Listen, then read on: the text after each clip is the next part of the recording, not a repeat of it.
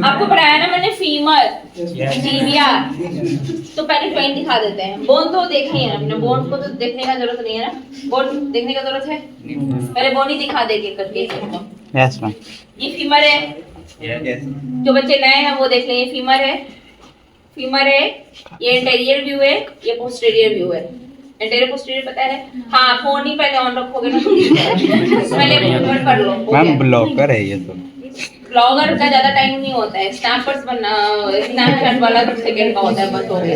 ये आपका हेड है, ये आपका greater trochanter, lesser trochanter, then ये आपका शाफ्ट है, ये आपका लोअर रीड है। ये मैंने क्लास में बहुत अच्छे से बता दिया है, अभी नहीं बताऊंगी। ये लोअर रीड है, ठीक है।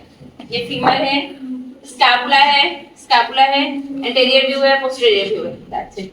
नहीं पढ़े हैं आप तो तीन bone, scapula, humerus and clavicle. चलो, ये जो क्लैविकल जो आर्टिकुलेट किया है वो स्कैपुला के एक्रोमियन प्रोसेस पे और बनाया है एक्रोमियो क्लैविकुलर जॉइंट। ओके, ठीक है, क्लियर है? ये टूट गया। ओके, अब ये जो है मेन जो आपका जॉइंट्स है वो है ग्लेनोह्यूमरल जॉइंट्स। और ठीक होना चाहिए था, कोई बात नहीं, वी विल मैनेज। ओके, ये है स्कैपुला और ये है ह्यूमरस। ये जो दिख रहा है, विजुअल है, जो आपको दिख रहा है, ये हो सकता है गलत तरीके से है, कंप्लीटली गलत है, कोई और छोर नहीं पता चल रहा है। ये लैटरल हिंड है, ये मीडियल हिंड है। ओके, ठीक है, बट ये घुमा हुआ है, इसको हम ठीक नहीं कर सकते। आपने स्कैपुला अलग देखा है, ह्यूमरस अलग देखा है। अब ये स्कैपुला का ग्लेनोइड AC, ओके, ठीक है, क्लियर है। One of the most favorite joint is knee joint. Most weight bearing joint is knee joint. Okay, knee joint सबसे important joint है। knee joint का केस बहुत आएगा आपके पास। ऑस्टियोआर्थराइटिस, अर्थराइटिस जो सबसे ज्यादा डेवलप होता है, जो इफेक्ट करता है आपके जॉइंट्स को, वो है आपके लोअर लिम्ब का नी जॉइंट। नी जॉइंट आपके जितने भी वेट है उसको वेयर करता है, वेट जो ट्रांसमिट होकर आ रहा है वो आपके नी पे ही जाता है। तो नी जॉइंट में एक सबसे अच्छा चीज क्या होता है कि यहाँ पे मेनिस्काई होता है, बताया मैंने, सॉफ्ट कनेक्टिव टिश्यू में मेनिस्काई। मेनिस्काई का काम क्या है?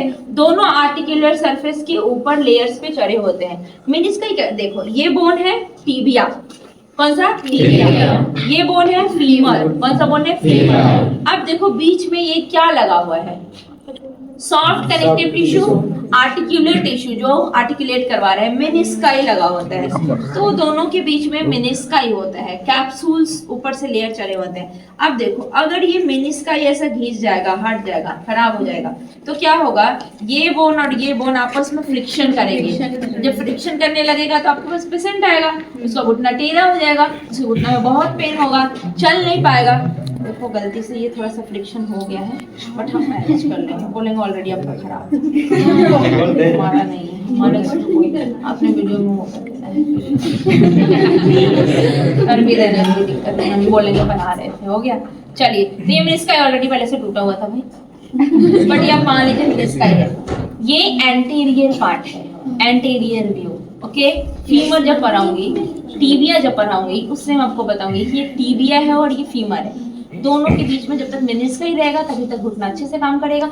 मेनिस्काई सबसे पहले क्यों घिसता है? जब आपका वेट बढ़ जाएगा तो पेट बढ़ेगा, मोटापा बढ़ेगी, तो वेट डायरेक्ट उधर जाएगा, तो क्या होगा? मेनिस्काई घिस जाएगा। ये सबसे इम्पोर्टेंट जॉइंट है। ये क्या बोलते हैं, इसका इलाज पहले कर सकते हैं। हाँ, तो अगर पेशेंट अवेयर है तो आपके पास आ जाएंगे फिजियोथेरेपी करवाने। बिना सर्जरी का एक ही ऑप्शन है, फिजियोथेरेपी, ओनली फिजियोथेरेपी।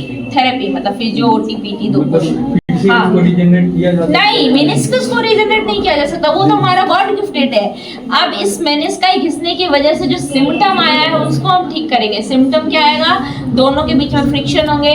तो आपको आगे मैं एक्सरसाइज थेरेपी में पढ़ाऊंगी ट्रैक्शन विथ मूवमेंट। तो क्या करते हैं? टीबिया का से ट्रैक करते हैं और फीमर को ट्रैक करते हैं, फिर यहाँ पे मोबिलाइजेशन देते हैं। जब मोबिलाइजेशन देते हैं तो ब्लड सर्कुलेशन बढ़ता है, दोनों के बीच में जो गैपिंग हो गया वो थोड़ा इंक्रीज होता है। जब गैपिंग इंक्रीज होगा तो ब्लड फ्लो इंक्रीज होगा, पेन कम होगा, मसल्स रिलैक्स हो जाएंगे।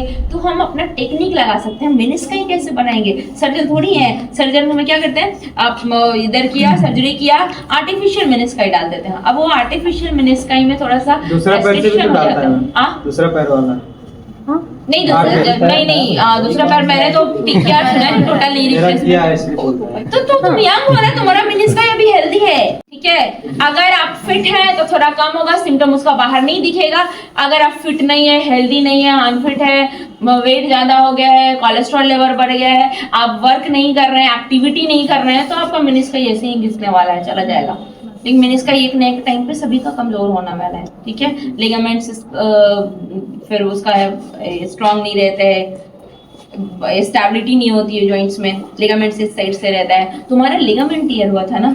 लिगामेंट था, मेनिस्कस भी साथ में ही हो गया था। तो मेनिस्कस का अलग अलग कनेक्शन है, मैं आपको रिलेशन पढ़ाऊंगी टिबिया के साथ और फीमर के साथ। मेनिस्कस का रिलेशन अलग होता है। चलिए ये हो गया, ये बहुत अच्छा जॉइंट है। सबसे ज्यादा साइनोवियल फ्लूइड्स, मेम्ब्रेन सब इसी में होता है, बट इसमें दिखा नहीं सकते ना आपको। इसके ऊपर कैप्सूल्स चढ़े रहते हैं पूरे। ये जॉइंट बन गया, अब जॉइंट के ऊपर कैप्सूल रहेगा। कैप्सूल क्या करेगा? कवर कर देगा जॉइंट्स को। लिगामेंट्स इधर से रहेगा। ये टिबिया है, ये फिब्यूला है। फिब्यूला का कोई रोल नहीं है, फिब्यूला बस एक क्या है, सपोर्ट कर रहा है। अब देखो इधर से लिगामेंट्स होंगे ऐसे, जैसे ये तार बंधा हुआ है ना, ऐसे ही लिगामेंट्स होगा। ACL ligament, PCL ligament, MCL ligament और एलसीएल लिगामेंट। एसीएल मतलब एंटेरियर क्रूसिएट लिगामेंट, पीसीएल मतलब पोस्टेरियर क्रूसिएट लिगामेंट, एमसीएल मतलब मीडियल कोलैटरल लिगामेंट, पीसीएल मतलब एलसीएल मतलब लेटरल कोलैटरल लिगामेंट। आगे भी समझ में। तो लिगामेंट्स क्या करेगा? स्टेबिलिटी प्रोवाइड करेगा। और यहाँ पे लिगामेंट स्ट्रॉन्ग होना चाहिए। क्यों? क्योंकि हमारा ये मोस्ट वेट बेयरिंग जॉइंट है। सबसे ज्यादा यूज किसको करते हैं? नी जॉइंट्स का। स्टैंडिंग पोजीशन में रहते हैं, वेट कहाँ जाता है? नी पे। आपको वजन वहीं पे जाता है ना ज्यादा। चलो ये है आपका हिप जॉइंट। क्या है? हिप जॉइंट में सबसे बड़ा रोल जो प्ले करता है वो है आपका एसिटाबुलम। ये ऊपर से आपके जो चढ़े हैं वो आपका कार्टिलेज, आपका लिगामेंट्स, टेंडन, ये सब चले रहते हैं। ये आपका हिप है। कौन सा बोन है? Hip bone. हिप बोन क्या है? इरेगुलर बोन है। हिप बोन का कोई शेप नहीं होता है।